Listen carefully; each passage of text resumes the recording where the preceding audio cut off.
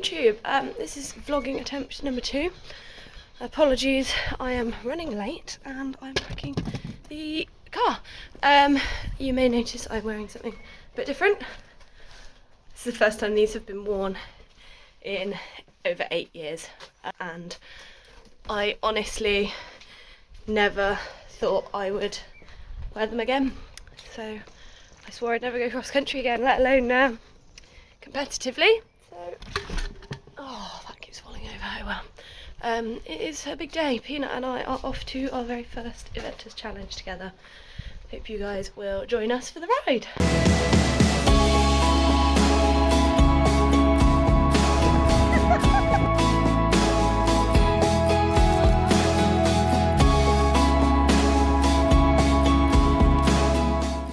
Okay, so straight into a course walk voiceover. I'm afraid there's not that much in the way of me talking at the camera for this vlog. I will explain all shortly, but we start off with a few nice inviting fences. Fence 3 looked very nice, but right behind it I spotted there was a triple, which I was not expecting at 60 centimetres. Fence 5 was lovely, but as you can see there was a random fence in the landing line, so I had to turn to 6 here. Then a sharp turn back to fence 7, which is this double. Fence 8's a bit of a skinny. 9's nice on a curving line to 10. So that sort of concludes the show jumping, then you go straight out onto the cross country. I was pleased to see this as I jumped it a couple of weeks ago, otherwise I would have been scared. Turn left to this little jump here, step up, which is quite nice, and then step down on a curve to these two in a straight line there, which you can see here, and the next one.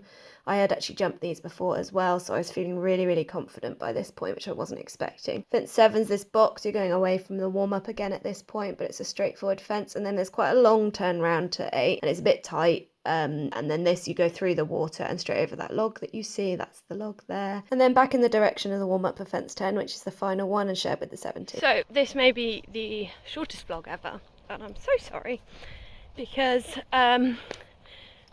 towing there, loading there, everything went well, but I was running late, so I didn't really film much before. And then my friend Martha, who'd kindly agreed to come and help me and video, basically there was a big accident on the motorway, and she was stuck in the standstill traffic the entire time, so I had to really put my big girl pants on and tack Peanut up by myself, which typically it was one of those days, like I tied him up, my baler twine snapped immediately, and I was like, no.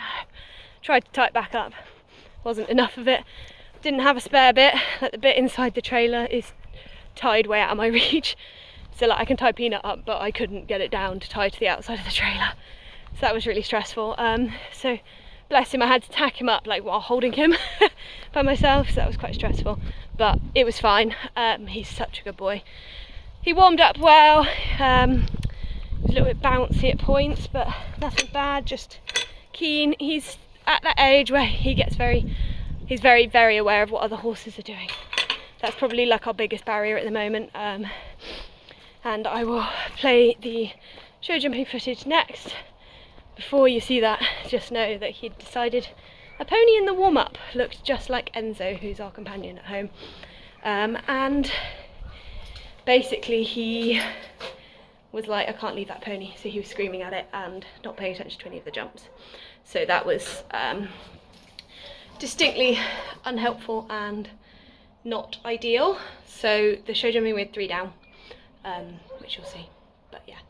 So into the show jumping, fence 1 went quite well, even though he was really distracted. I would have liked to let the handbrake off more for all of this, but I just didn't feel like I could. I felt like I would go galloping back towards that pony in the warm-up if I let the handbrake off, and when I was coming away from it, like here, like all the gas in the tank just vanished. Peanut really backed off. So here we actually ended up coming back to walk because he was just not paying attention at all, which is why we took a very long time, and we were racking up time penalties this whole time, but hey ho. That's not what we were going for. Yeah, I promise we do come around the corner eventually. There we go. So this, he looked at the jump, so I was quite pleased with that.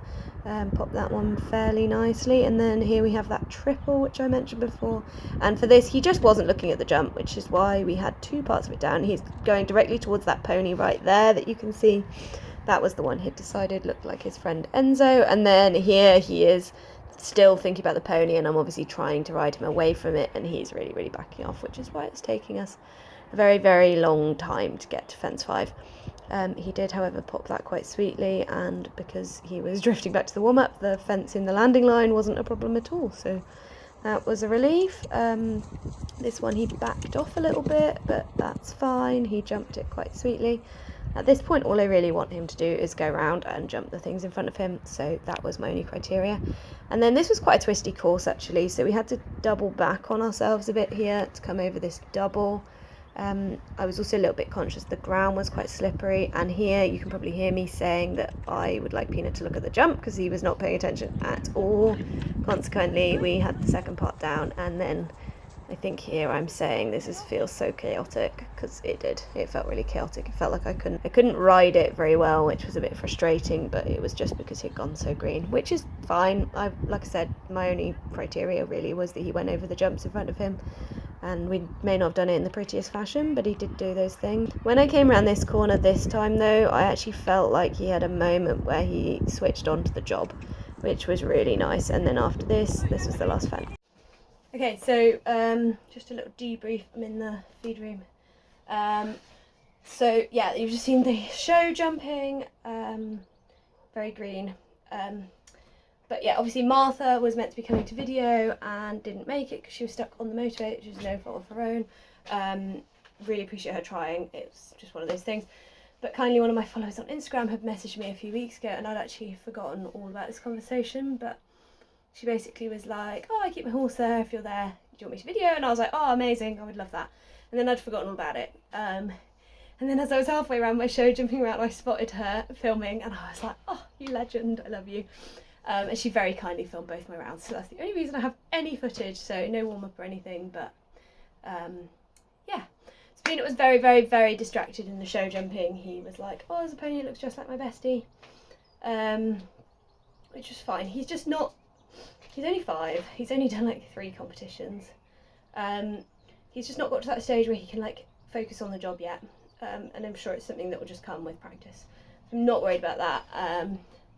He went around the course fine, like he didn't put a foot wrong, it was just messy. I felt like I was flapping, I felt like I couldn't just ride forward because I was like, I don't know if we'll just keep going towards the warm-up.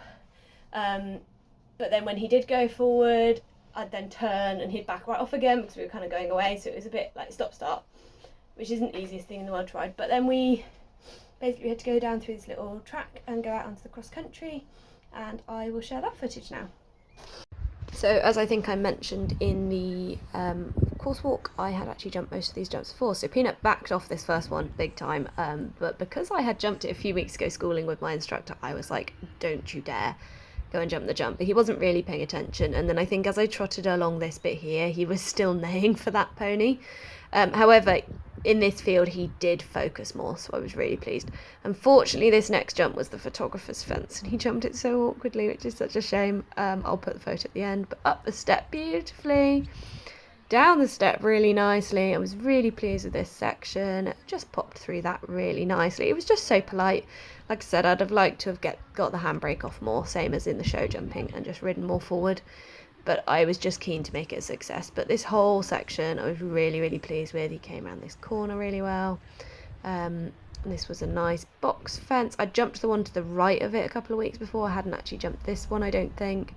And we landed in trot here and we spooked a bit. And this was probably where I picked up the most time faults because it's quite a long way around to the water. So we were having a nice trot. I'm not actually sure why I didn't go into canter here. I think I was just like la la la la la. I wasn't really thinking about it from a time perspective. I was just sort of going around trying to have a nice time, but that's absolutely fine. He came off this corner nicely. I wasn't sure if he'd back off the water, but he only slowed down to trot, so I'll take that.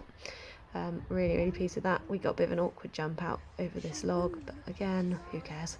Not the goal. And then we had to come back round to number 10, which was the biggest jump. It was shared with the 70. It's not to say it's very big, but it was one that I hadn't jumped previously, and I didn't totally know how he'd react. I did actually give him a little growl on the way in because I didn't want to fault the last fence, but actually he jumped that so nicely, it felt great, and here you can see the photos.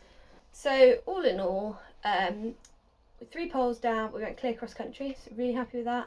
We went into the water. He was still thinking about his little pony friend in the cross country, so it wasn't the smoothest cross country round. I feel like once he can let go of that constant worry about other horses, I feel like we will be a lot more competitive, and he will really get into it because he loves the job. And actually, like, some of those jumps cross country felt great. The last fence felt amazing. I did ride quite strongly at it because I was like, it's one that I hadn't jumped and it was a bit bigger. It was shared with 70. And I just didn't want to like have that negative last feeling, but then it rode really, really well. So I think maybe I need to ride a bit more strongly as well. But yeah, really good. We came 9th out of 18, which, considering 3 poles down, really happy with that. We were sort of, you know, after I finished, we were in quite a good place, so I stuck around to the end to just find out, because I was like, well, could go either way. It just depends, you know, how many people get eliminated, basically, or have faults cross country. So yeah, really, really pleased with him. It's all just baby stuff. It'll all come, and it was my first time riding a competitive cross country course in 8 years and wearing my colours. And yes, by the way, they are way too small. I've ordered some more from Treehouse, exactly the same design, because I designed these to look good on chestnut. I bought this when I was 16, and I haven't worn it for 8 years, so I would have been 19 the last time I wore this. I'm now 26, coming up to 27. I don't know if that's the right maths at all. I would have been about 18, 19 when I last wore it, and I was working with horses, so I was a lot slimmer. But I wasn't going to not wear them, so I have more coming. They're the same colour. I designed these for Henry, so they look good with a chestnut. I debated sort of starting again with my colours, but ultimately I decided that, you know, I picked these when eventing was like the thing I really wanted to do. It was all I thought about. Put a lot of time into it. Like, my inner child feels like she doesn't want to abandon these colours. Like, they feel very mine. So I have bought the same. I will have a hat silk again. I lost mine, unfortunately. I've hunted everywhere, but my Navy Champion one goes pretty well, so that's what we wore for today. And when my new ones come, I've basically got the same thing, and then I've got a hat silk that will match, but the base layer is a bit bigger. So sorry I look like I'm suffocating. I feel like it too, but I wasn't going to not wear them. It had to be done. Suffering for the cause. Anyway, I hope you've enjoyed this potentially slightly weird vlog. I'm sorry it wasn't more flowing. It's been a bit disjointed. It's been a bit of a weird day. But yeah, hopefully we're going to enter an event now, and hopefully I will continue vlogging, and hopefully they will get better and we'll have slightly better luck. Don't forget to like, comment and subscribe, and if you don't already, please go follow me on Instagram and TikTok as well. I post a lot more on there, so it would be great to see you. Bye!